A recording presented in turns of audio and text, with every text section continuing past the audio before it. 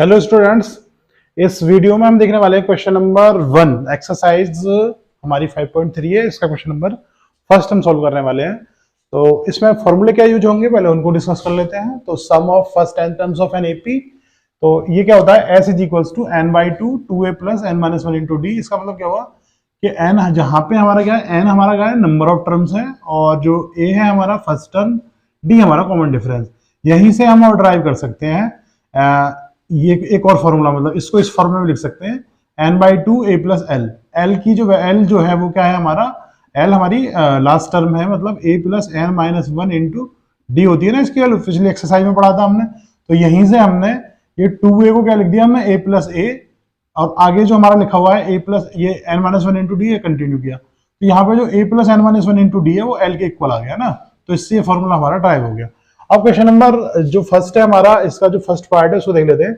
इसमें इसने हमने कहा है कि 2 7 12 और अप टू 10 टर्म्स तक का हमें क्या निकालना है, सम निकालना है, इसका सम फाइंड करना है। तो देख लेते हैं इसको कैसे सॉल्व करेंगे।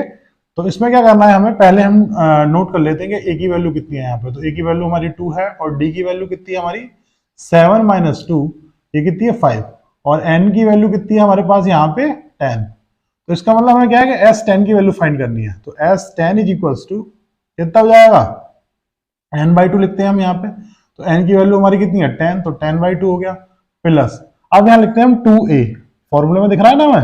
तो 2a का मतलब क्या हुआ, 2 मल्टीप्लाई a की वैल्यू कितनी है यहाँ पे 2, plus n minus 1, n minus 1 का मतलब क्या हुआ 10 माइनस 1, और d का मतलब क्या हुआ हमारा 5।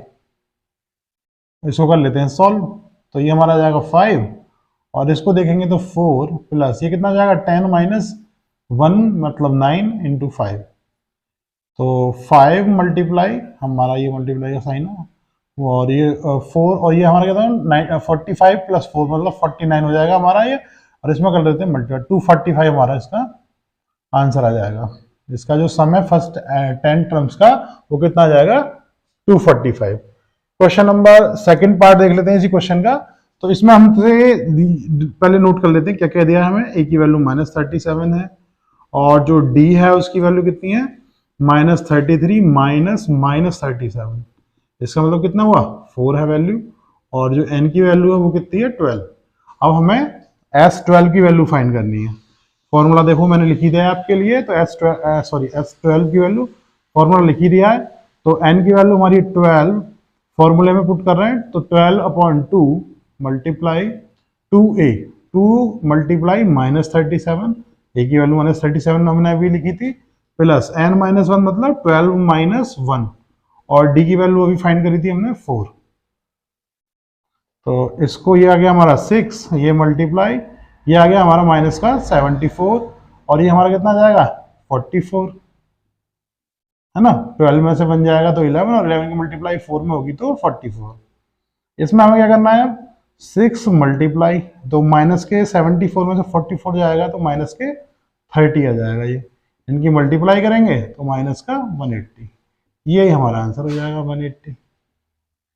आई होप स्टूडेंट समझ आ गया होगा। अगर कोई भी इशू आता है तो आप मुझे कमेंट कर सकते हैं। Thank you students.